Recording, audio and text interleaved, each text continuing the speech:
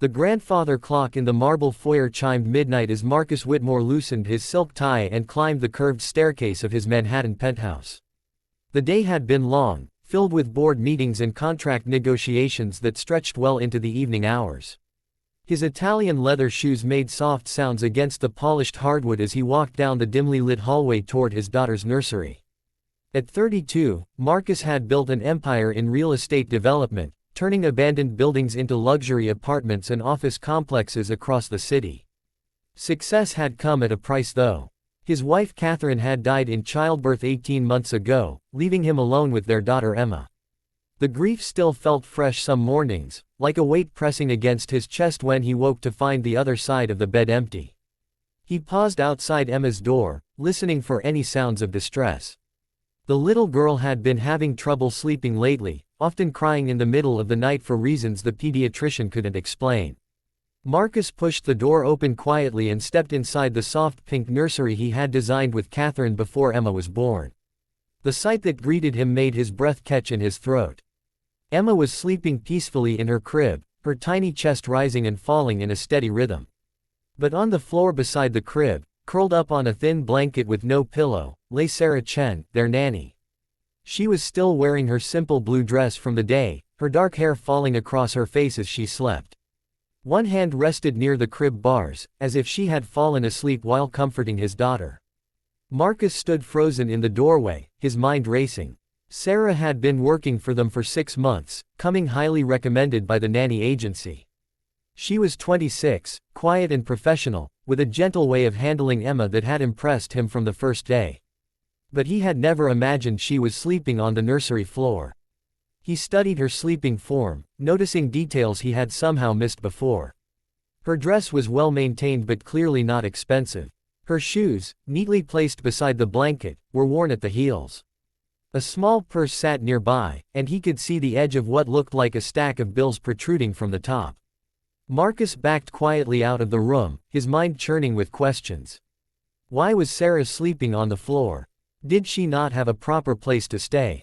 The agency had provided references, but now he realized he knew almost nothing about her personal life. The next morning, Marcus arrived at the breakfast table to find Sarah already there, feeding Emma her morning bottle. She looked up with her usual professional smile, showing no signs of the uncomfortable night she must have spent on the hard floor. "Good morning, Mr. Whitmore," Sarah said softly. "Emma slept much better last night. She only woke up once around 2, but settled down quickly." Marcus poured himself coffee, studying Sarah's face for any hint of fatigue.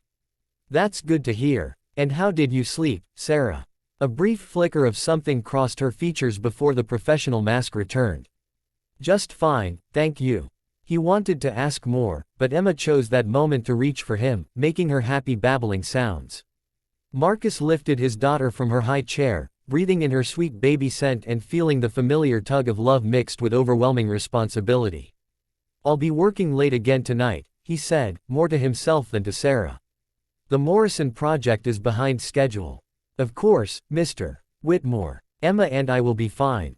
After Marcus left for his office downtown, he found himself unable to concentrate on the architectural plans spread across his mahogany desk. The image of Sarah sleeping on that thin blanket kept intruding on his thoughts.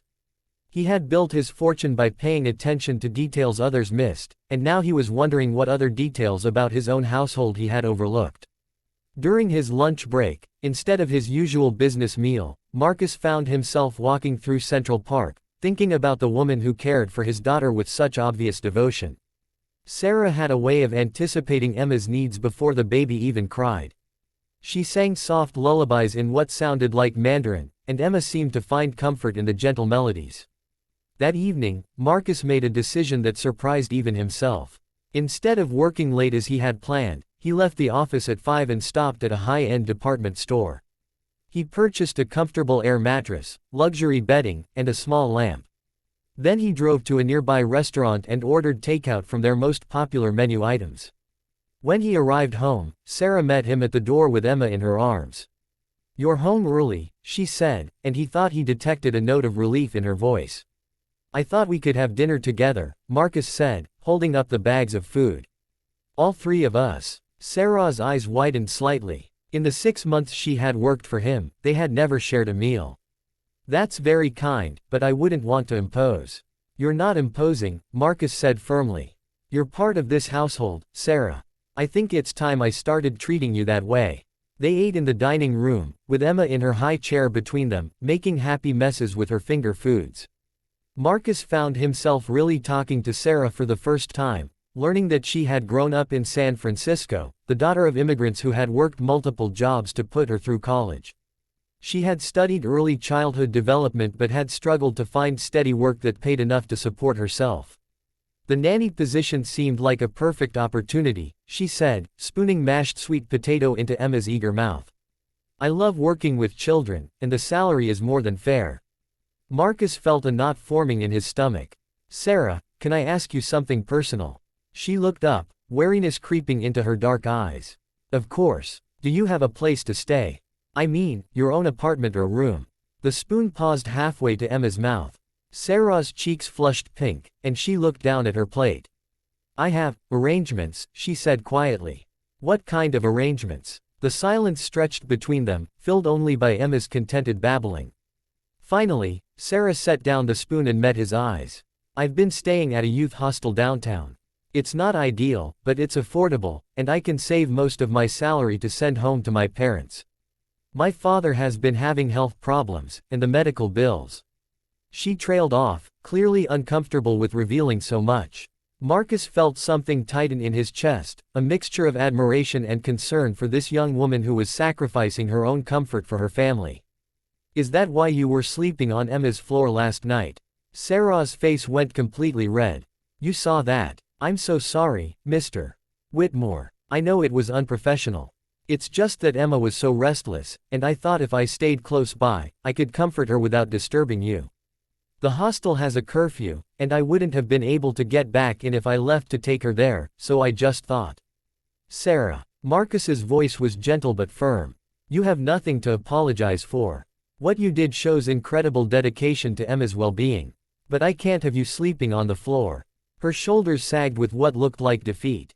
I understand if you need to let me go. I can pack my things. No, Marcus said quickly. That's not what I meant at all. He stood and walked to the window overlooking the city lights, gathering his thoughts. When he turned back, Sarah was watching him with anxious eyes while continuing to feed Emma. I have a proposition for you, he said. This penthouse has 5 bedrooms. 2 are empty and fully furnished. I'd like you to move into one of them, as a live-in nanny. Your salary would remain the same, but you wouldn't have housing expenses. You could save even more to send to your parents. Sarah stared at him, her mouth slightly open. Mr. Whitmore, I couldn't possibly. Why not? It makes perfect sense. Emma clearly feels comfortable with you, especially at night. Having you here would give me peace of mind when I have to work late. And, he paused, choosing his words carefully, it would mean I don't have to worry about my daughter's caregiver sleeping on a hard floor. Emma chose that moment to throw a piece of banana, which landed squarely on Marcus's expensive shirt. Instead of being annoyed, he found himself laughing, really laughing, for the first time in months. Sarah began laughing too, and soon they were both nearly in tears while Emma clapped her hands in delight at the chaos she had caused. See, Marcus said, wiping banana from his shirt. She's already making executive decisions about this arrangement. That night, Marcus helped Sarah move her few belongings from the hostel to the bedroom down the hall from Emma's nursery. It was a beautiful room with its own bathroom and a view of the park. As Sarah stood in the doorway, taking it all in, Marcus found himself really seeing her for the first time.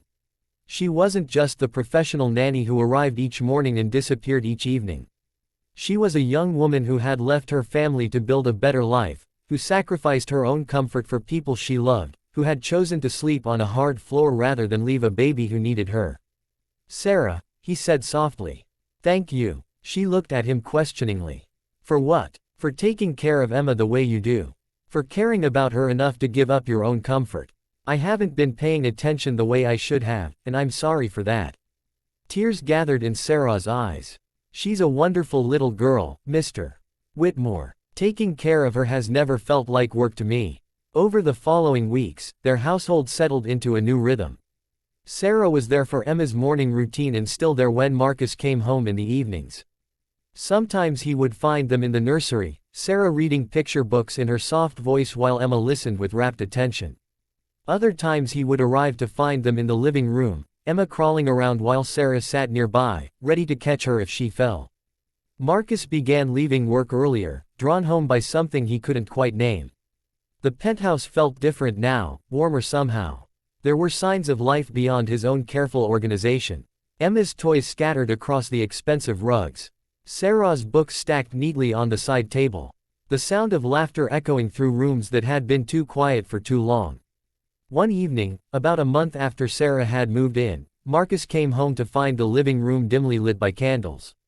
Soft music was playing, and Sarah was swaying gently with Emma in her arms, both of them silhouetted against the window overlooking the city. Marcus stood in the doorway, transfixed by the scene. Sarah was humming along with the music, and Emma's head rested against her shoulder, the baby's eyes heavy with approaching sleep. There was something so peaceful, so right about the moment that Marcus felt his throat tighten with emotion. This was what he had lost when Catherine died. Not just a wife, but the sense of home that came from having someone who truly cared about their small family. Someone who thought about Emma's needs not because it was a job, but because love had grown naturally between them. Sarah noticed him and smiled, still swaying with Emma. She was fussy after her bath, she whispered. But music always calms her down. Marcus walked over to them, and without thinking, he placed his hand gently on Emma's back. His fingers brushed against Sarah's arm, and he felt her tense slightly at the contact. "She's lucky to have you," he said quietly. Sarah's eyes met his in the candlelight. "We're both lucky," she said. "This feels like home in a way I haven't had since I left my family." Something passed between them in that moment, an acknowledgement of the bond that had formed not just between Sarah and Emma, but between all three of them.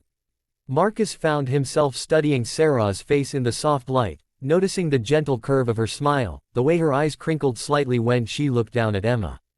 "Sarah," he began, then stopped, uncertain of what he wanted to say. "Yes, I'm glad you're here. Both of you," he said, touching Emma's tiny hand. "I'm glad you're both here." As winter turned to spring, their lives continued to intertwine in small, significant ways. Sarah would have coffee ready when Marcus came down for breakfast. He would ask about her day and actually listen to her answers. Emma thrived with the consistency of having both her father and Sarah present in her daily routine. Marcus found himself looking forward to coming home, to the sound of voices in the nursery, to the sight of Sarah's gentle smile when she greeted him at the door. He realized that somewhere along the way, his feelings for Sarah had deepened beyond gratitude and respect into something that both thrilled and terrified him.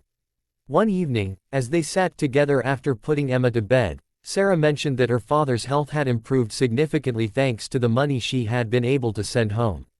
"The doctors say he's responding well to the new treatment," she said, her face bright with relief.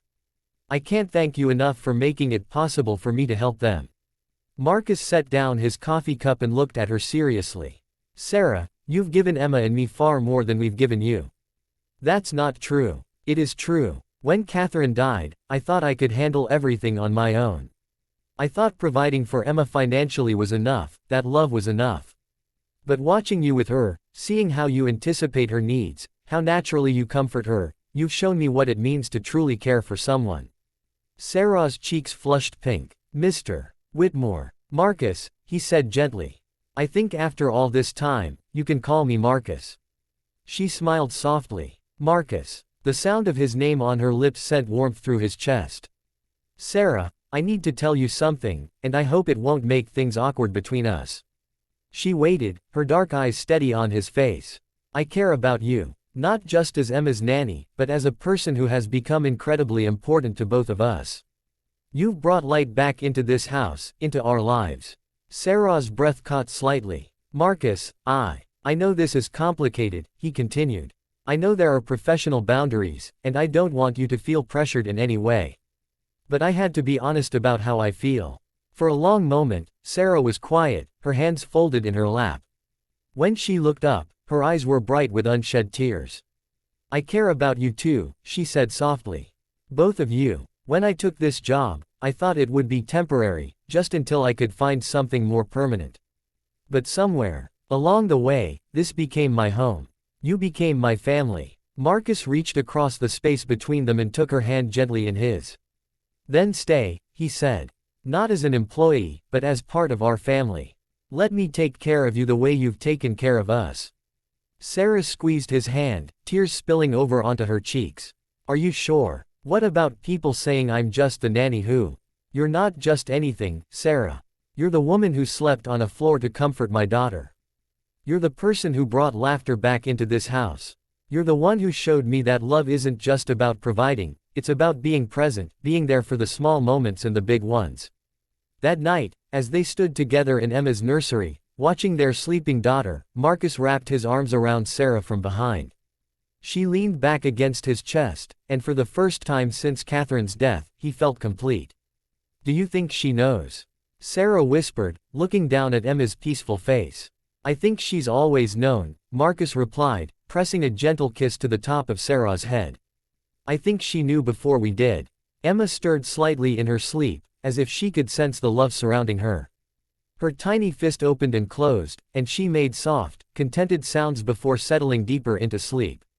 Marcus tightened his arms around Sarah, marveling at how perfectly she fit against him, how right this felt. Thank you, he whispered. For what? For sleeping on that floor. For caring so much about Emma that you put her needs before your own comfort. If you hadn't done that, I might never have realized what we were both missing. Sarah turned in his arms, her face tilted up toward his. Sometimes the most beautiful things come from the simplest acts of love, she said. Marcus kissed her then, soft and gentle, with all the tenderness that had been building between them for months. When they broke apart, both were crying, but these were tears of joy, of gratitude, of a love that had grown slowly and steadily from the foundation of caring for someone precious to them both. In the months that followed, Marcus and Sarah married in a small ceremony in the penthouse, with Emma as their flower girl. The little girl toddled down the makeshift aisle in a pink dress, scattering rose petals with enthusiastic abandon while the small gathering of family and friends laughed and applauded. Sarah's parents flew in from San Francisco, her father healthy and strong thanks to the medical care she had been able to provide. They embraced Marcus as a son, grateful not just for his generosity, but for the obvious love he showed their daughter. The night of their wedding, as they tucked Emma into her crib together, Marcus reflected on the journey that had brought them to this moment. It had started with a shocking discovery, a moment of seeing past the surface to recognize someone's hidden sacrifice. Do you ever think about that night? He asked Sarah as they stood hand in hand beside the crib. The night I found you sleeping on the floor. Sarah smiled, her wedding dress replaced now with comfortable pajamas, her hair loose around her shoulders. Every day, she said.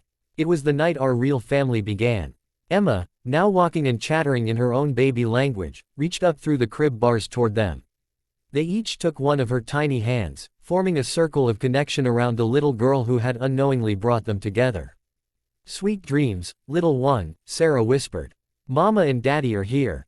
As they turned off the nursery light and walked hand in hand toward their bedroom, Marcus knew that sometimes the most profound changes in life come not from grand gestures or dramatic moments, but from paying attention to the quiet acts of love happening right in front of us.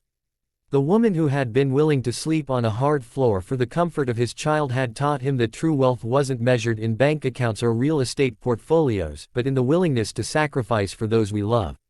And in return, he had given her what she had been searching for all along: a place to belong, a family to call her own, and the security to know that her love was both seen and treasured.